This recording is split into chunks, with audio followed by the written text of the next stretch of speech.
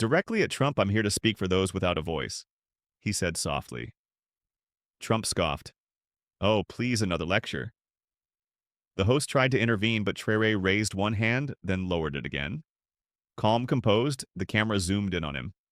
He hadn't said the sentence yet, but something in his stillness hinted he was building to it, and whatever it was, it would change everything. Stay with me. You're not ready for what happens next. Trey's silence said more than words. The studio lights buzzed above across the world. Comments poured into live streams. Did he just say that Trump's face is turning red? What is Traoré about to say? Trump leaned forward, now visibly irritated. You've got something to say. Captain spit it out. Traoré didn't blink. Instead, he turned to the host. Do I have permission to tell the truth? No matter how uncomfortable, the host nodded nervously. This is live, say what you must. Traoré's eyes returned to Trump. You said without the West Africa would be nothing. Trump nodded smugly. Yes, I did. Traoré took a breath. His voice didn't rise, but each word landed like thunder. Then why do you steal from those you call nothing? The room froze. Trump's mouth opened slightly. The translator paused, gulped, and repeated the words in English and French cameras. Captured Trump's blinking, his shifting posture, his clenched jaw. And then he stood. He stood, straightened his tie, and walked out. No one moved. The host stuttered. Phones vibrated with breaking news alerts. The clip was already going viral, but what followed was even more explosive.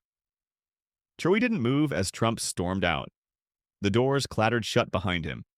Still lived, the broadcast cut briefly to a wide-angle shot. The host whispered off camera, "Do we cut the feed?" No, Traoré replied. Let them see everything. The remaining guests sat awkwardly, but Traoré's presence filled the silence. He looked into the camera. Not at the panel, not at the host, but directly at the millions watching. My people have died quietly for decades, he said, and no one blinked behind the scenes. Producers scrambled, but they kept the feed going. Something about the moment felt historic. Traoré continued, his voice lower now. When a leader says you are nothing, they mean they can take everything from you and silence you. A tear slipped down the cheek of a technician in the control room. Viewers watching from phones, TVs, and projectors around the world. Some cried, others sat motionless in a small village in Burkina Faso. An elder whispered to her grandson, "He is speaking for all of us." This was no longer just an interview. It was a reckoning, and Traoré was only just beginning as the cameras rolled again. The studio felt like a battlefield frozen in time. Trump's abrupt exit left a silence heavier than any sound. Viewers worldwide stared at their screens. Stunned and confused, was this real? Social media exploded hashtags. Trended in seconds, Trump walks out Traoré truth. One sentence that shook the world. Meanwhile, inside the studio, Ibrahim Traoré sat motionless. His hands folded calmly on the table, his eyes did not wander. They held a quiet fire that spoke of deep pain and immense strength. Suddenly, a young intern behind the scenes wiped tears from her eyes. She wasn't alone across continents, from New York to Nairobi, Paris to Ouagadougou. People from every walk of life felt a wave of raw emotion wash over them. This was more than politics. It was a moment that pierced through lies. Fears and silence. Traoré's voice, low but steady, broke the stillness. When power chooses silence over truth, it betrays the very people it claims to protect. The host, recovering from shock, whispered, "Captain, please tell us what that sentence was." But Traoré only smiled softly. He was preparing to reveal the truth that would shake the world forever. The broadcast resumed. But this time the tension was different. It was heavier, filled with anticipation. Traoré looked straight into the camera as if speaking to each viewer personally. His voice was gentle yet firm. The truth I speak is not against any person, but against injustice itself. He paused, letting the words sink in. Leaders must serve their people, not their pockets. They must uplift the silent, not silence the loud. For decades, we have been called nothing by those who take everything. Tears began to form in the eyes of some viewers. An old man watching from a tiny village in Burkina Faso whispered, "Finally, someone speaks for us." Meanwhile, Trump was nowhere to be seen. On the set behind closed doors, aides scrambled to calm him down, but the damage was done. His stormy exit was being replayed on every news channel.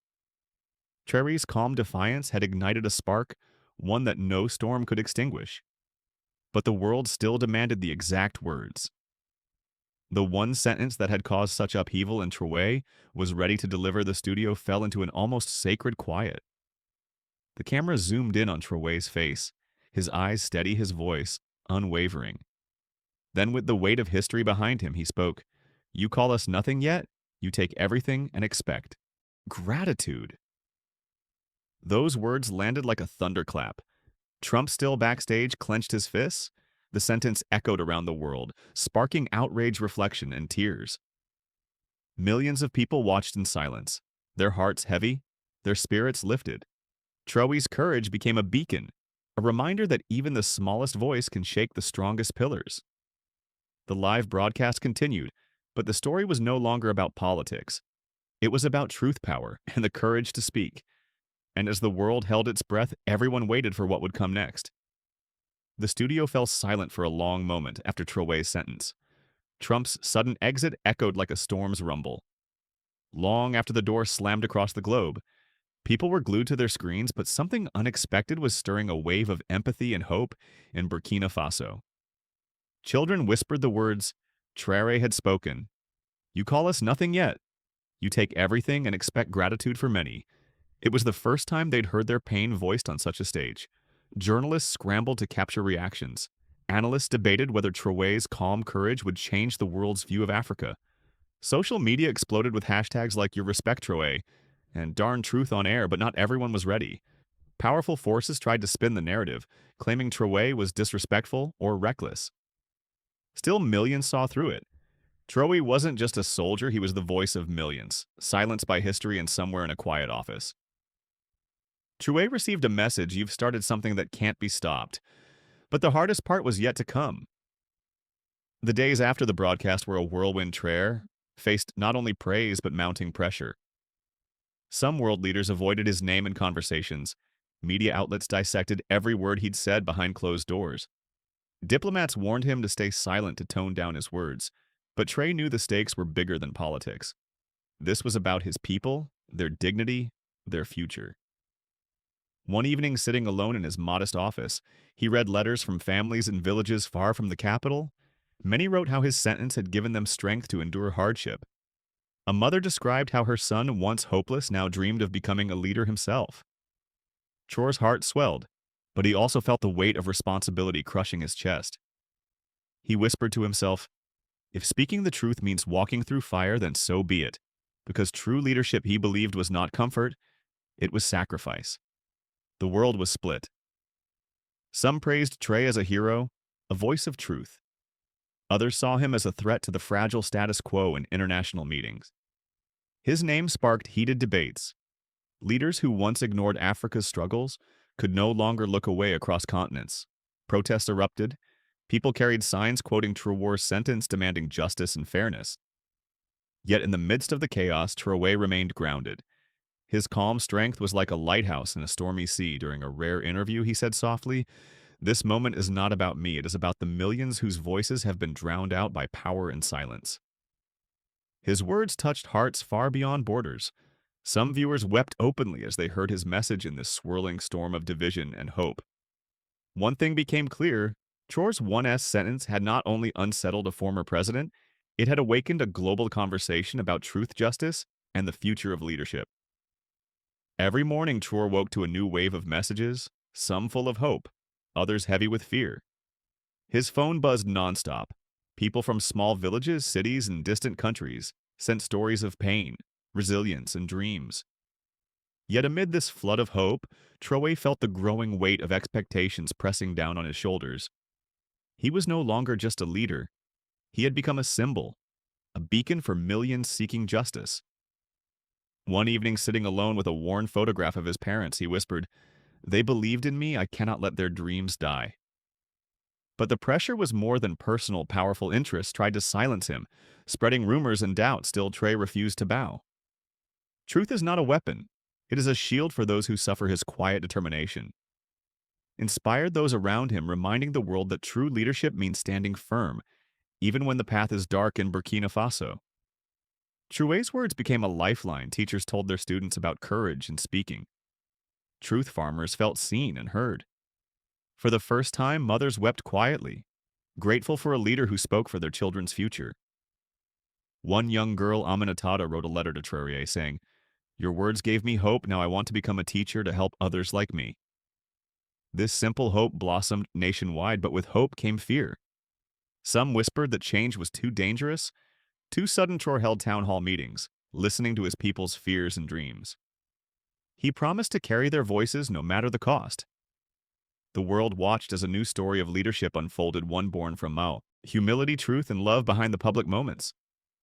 Traoré's life was marked by quiet sacrifice, late nights, poring over letters from struggling families, lost meals, and missed sleep. The loneliness of a man bearing the hopes of millions. He often thought of his childhood friends who never had the chance to dream big. One rainy night, a close friend asked, "Why carry such a heavy burden alone?" TR smiled softly, eyes shining with quiet resolve, "Because no one else will."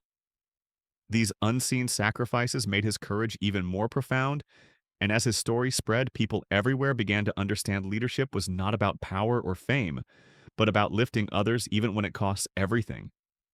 News of Traoré's brave sentence traveled faster than wildfire in cities, towns, and villages. People gathered around radios, phones, and TVs to replay that moment for many. It was more than words. It was a call to rise. Farmers in dusty fields paused their work, clutching their hats as tears welled in their eyes.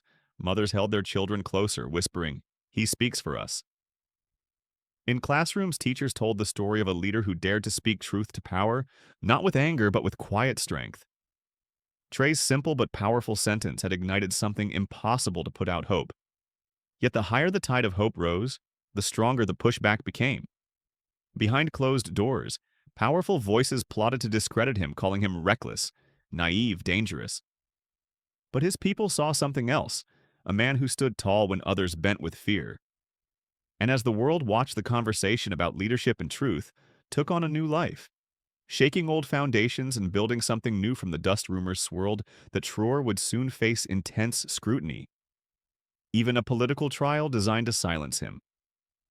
That night in a small, quiet room, Traoré sat with his closest advisors. The air was thick with tension. "Tomorrow they will try to break you," one whispered. Traoré looked out the window, seeing stars blinking faintly against the dark sky. He remembered the faces of those who believed in him.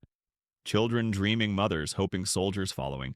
He clenched his fists and said softly, "I am not afraid. If I fall, it will be so. Others can rise." His calm courage steadied the room. Outside, the world waited, breath held for the next chapter in a story that had already changed so many lives. The trial began under the intense glare of cameras and global attention accusations. Flew questions aimed to unsettle, but Traoré answered with honesty, humility, and a steady voice. When asked why he spoke so boldly to a former president, he replied, "Because truth is the only way to heal wounds that have festered for too long." He told stories of his childhood, of hunger loss, and the strength found in unity. Tears welled in the eyes of many watching live. They saw not a politician, but a human being who carried the weight of a nation's pain and hope. Traoré's words cut through the noise, reaching hearts across borders. And as he spoke, the world felt a quiet shift. A reminder that true leadership is not about power or fear, but about standing for what is right. Even when alone, the day of the live broadcast arrived. The studio lights shone, bright cameras rolling, millions watching across continents. Donald Trump sat confident, his smile sharp, prepared to dominate the conversation across from him. Captain Ibrahim Traoré sat calm, eyes steady, carrying the hopes of his people like a quiet storm. The tension was electric. Questions flew sharp, challenging, heavy with history and hurt. Then came the moment everyone waited for. Traoré's voice cut through the noise, calm. Unwavering, with one sentence, he exposed a truth so profound it silenced the room. Even Trump in that instant, the former president's smile faltered, his face hard and chest rising with sudden tension. Without a word, Trump stood and stormed off the set. Shock rippled through the world. The silence spoke louder than any debate. Social media exploded, millions replayed the broadcast, searching for the words that changed everything. News outlets speculated, commentators debated, governments watched with bated breath. People everywhere felt the shift, as if the world's hidden truths were suddenly revealed in a single breath. Traoré's calm courage had cracked the facade of power. Yet he said nothing more that night, letting his words echo in villages and cities. People gathered sharing stories of pain and hope inspired by a leader who dared to speak plainly and slowly.